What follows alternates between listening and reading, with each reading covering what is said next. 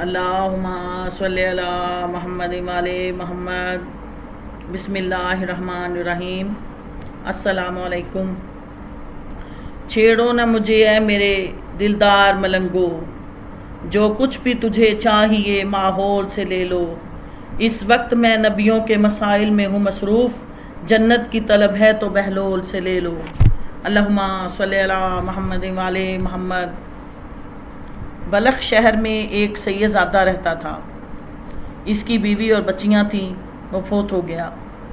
سید زادی خود بیان کرتی ہے کہ بلخ شہر میں ان کا رہنا مشکل ہو گیا، کیونکہ سہارا تو خدا کے پاس چلا گیا اور روٹی کمانے والا کوئی نہ تھا۔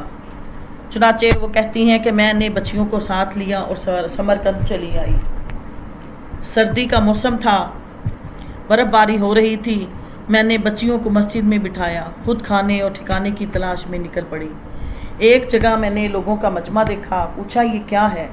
کسی نے بتایا کہ یہ سمرقند کا امیر ہے، مسلمان ہے۔ ارد گرد لوگوں کا ہجوم تھا۔ میں نے وہاں جا کر امیر سے کہا کہ میں سید زادی ہوں اور اولاد علی و بطول سے ہوں، میری کچھ مدد کر دو۔ اس نے بے رخی سے دیکھا اور کہا کہ اگر کوئی گواہ ہے تو لے آؤ۔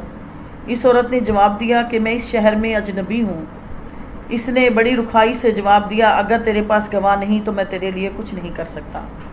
وہ سید زادی مایوس ہو گئی اور کہتی ہے میری آنکھوں میں آنسو آ گئے اور میں مایوس ہو کر واپس پلٹی تو ذرا راستے میں نے ایک اور جگہ پہ لوگوں کو اکٹھا دیکھا۔ میں نے پوچھا کہ یہ کیا ہے؟ کسی نے کہا کہ یہ سمرقند کا پولیس افسر ہے، یہ مجوسی ہے۔ میرے دل میں خیال آیا کہ مسلمانوں سے تو توقع نہیں، کیوں نہ میں اس مجوسی سے ہی مدد طلب کر لوں، ہو سکتا ہے کہ وہ مجھ سے گواہ طلب نہ کرے، انسان سمجھ کر ہی مدد کر دے۔ عورت سمجھ کر ہی لوگوں نے اس کو راستہ دیا۔ وہ کہتی ہیں کہ میں اس مجوسی تک پہنچی اور اسے بتایا کہ میں مسلمانوں کے رسول صلی اللہ علیہ وآلہ وسلم کی اولاد سے ہوں، اس وقت مصیبت میں ہوں، میری بچیاں مسجد میں ہیں، میری کچھ مدد کر دو۔ میں نے سمرقند کے امیر سے مدد طلب کی مگر اس نے گواہ مانگے ہیں۔ میرے پاس گواہ نہیں ہے، میں مسافر ہوں، میری گواہی کون دے گا؟ مجوسی نے سنا کہ اولاد رسول سے ہوں، اٹھ کر کھڑا ہو گیا، نوکر کو بلایا اور کہا کہ جاؤ اور میری بیوی کو بلا کر لے آؤ۔ جب اس کی بیوی آئی، اس سے کہا کہ اس عورت کی بچیاں مسجد میں ہیں، خود جاؤ اور جا کر انہیں اپنے ساتھ لے آؤ اور ان کے لیے گھر میں رہنے کی جگہ دو، گرم پانی دو جس سے وہ نہائیں اور انہیں اچھا اور پاکیزہ صاف ستھرا لباس دو کہ وہ بدل لیں، اچھا کھانا نہ دو۔ وہ عورت گئی مسجد میں اور جا کر ان بچیوں کو لے آئی، ایک الگ صاف ستھرا کمرہ دیا، کپڑے دیے، ہر طرح سے ان کی خدمت کی۔ وہ کہتی ہیں کہ بچیاں چونکہ میری تھک چکی تھیں لہٰذا وہ سو گئی۔ میں نے مصلی بچھایا اور مجوسی کے حق میں دستے دعا بلند کی۔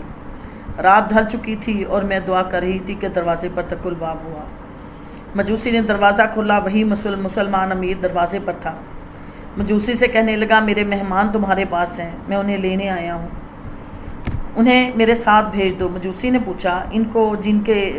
نے اس سے پوچھا کہ وہی جن سے تم گواہ طلب کر رہے تھے؟ کہنے لگا ہاں، میں شرمندہ ہوں کہ تم نے مجوسی ہو کر ان کی مدد کی اور میں مسلمان ہو کر ان کی مدد نہ کر سکا۔